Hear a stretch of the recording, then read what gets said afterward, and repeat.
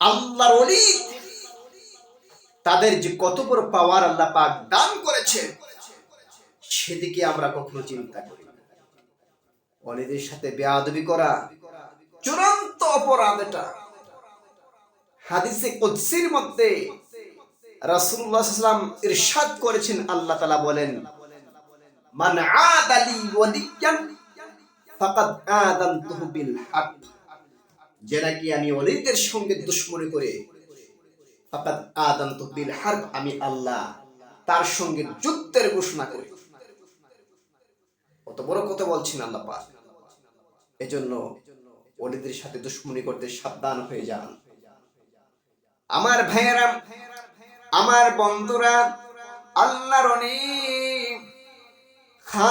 খাজেগান গরিবে নওয়াজ মাইনুদ্দিন চিশতি হাসান সঞ্জারি আজমিরি রহমাতুল্লাহ আলাই, উনি কত বড় আল্লাহ পাকের ওলি ছিলেন। তিনি যখন ভারতবর্ষের মধ্যে আসলেন, বন্ধুরা রে আমার, ভারতবর্ষে আসার পরে ওই ভারতবর্ষে দিনের দাওয়াত দিতে লাগলেন, প্রচার প্রসার করতে লাগলেন। খাজা মাইনুদ্দিন চিশতির বাচন ভঙ্গি শুনে দিনের দাওয়াতের গ্রহণ করে ওই ওই ভারতবর্ষের মধ্যে 90 লক্ষ বিধর্মী মুসলমান হয়ে যায়। 90 লক্ষ বিধর্মী খাজা মাইনুদ্দিন চিশতির হাতে হাত রেখে মুসলমান হয়ে গিয়েছে।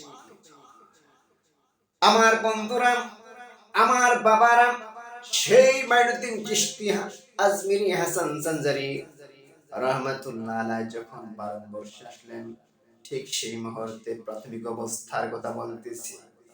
প্রাথমিক অবস্থায় ওই এক স্থানের মধ্যে তাবু গাড়লেন।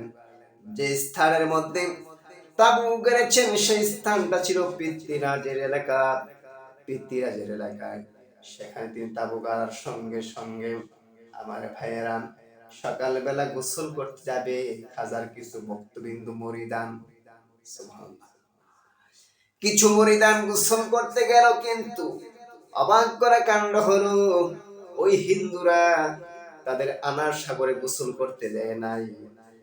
ভক্তবিন্দু মুসলমানদেরকে তাড়িয়ে দিল, যাও আমাদের আনার সাগরে তোমরা গোসল করবা না, তোমরা মুসলমানেরা গোসল করলে আমাদের আনার সাগর নাপাক হয়ে যাবে। নাউজুবিল্লাহ। অথচ বিপরীত কথা বলল, হিন্দুরা গোসল করলে নাপাক হয়ে যায়, মুসলমান গোসল করলে পানি আরো পবিত্র হয়ে যায়। ঠিক কিনা বলো? কিন্তু বিপরীত কথা বলেন, মুসলমানদেরকে তেলো বেগুনে জানিয়ে দিল।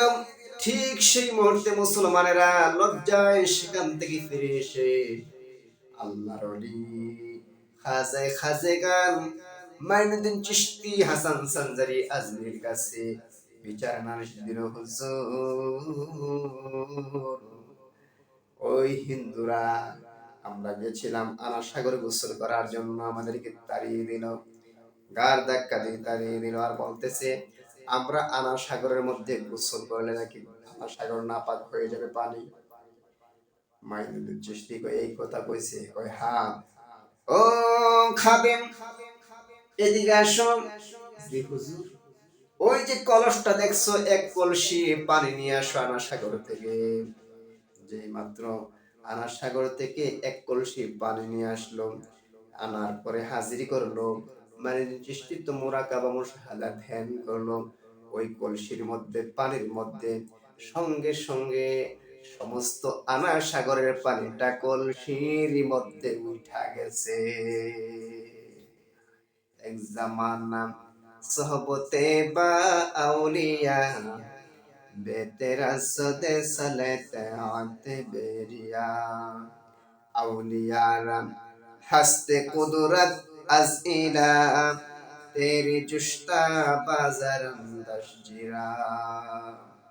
সমস্ত আনার সাগরের পানি কলসির মধ্যে উঠে গেছে। এইবার আবার গোসলের সময় হয়ে গেল। সকালবেলা অফিসের সময় কর্মচারীরা, আরে আর বৃত্তিরায়ের মন্ত্রী পরিষদ সবাই গোসল করার জন্য আনা সাগরে গেল। সকালবেলা যেই মাত্র আনা সাগরের মধ্যে গোসল করতে গেল, গিয়ে দেখে একটা ফোঁটা পানিও আনা সাগরে নাই। কই, কি রে, পানি গেল কই? পানি তো কমলে আস্তে আস্তে কমে, আর ব্যাপারে কি, আনা সাগরের মধ্যে একটা ফোঁটাও পানি নাই। ঠিক ভাবতে লাগলো, কি করতে পারি এখন, তো অফিসের সময়, কোথায় গোসল করি।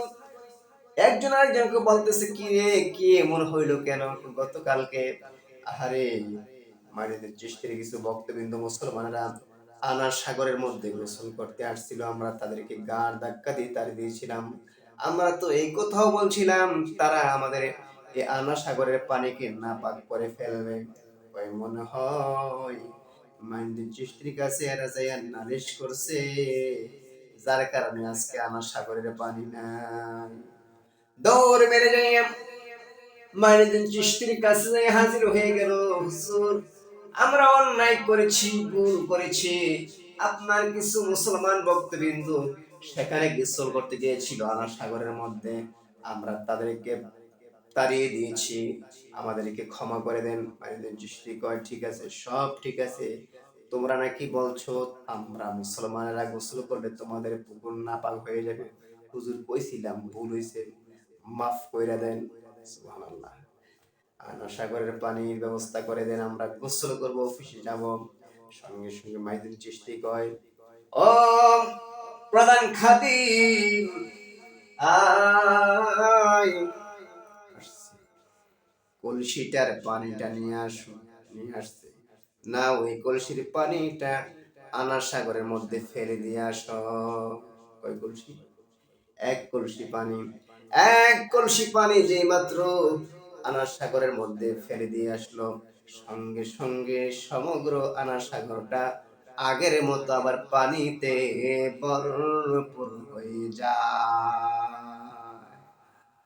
এবার তারা গোসল করে অফিসে যায়। বোঝা গেল আল্লাহর ওলিদের সঙ্গে বেয়াদবি করলে, আল্লাহর ওলিদের সঙ্গে দুশমনি করলে আল্লাহ পাক রব্বুল আলামিন যুদ্ধের ঘোষণা দেয়। এই জন্য বাবারা, যারা আল্লাহর ওলি হয়, যারা আল্লাহর গাউস হয়, কুতুব হয়, তাদের সঙ্গে আমাদের সৎ ব্যবহার করতে হবে, সম্মান দিয়ে কথা বলতে হবে, তাদেরকে সম্মান করতে হবে।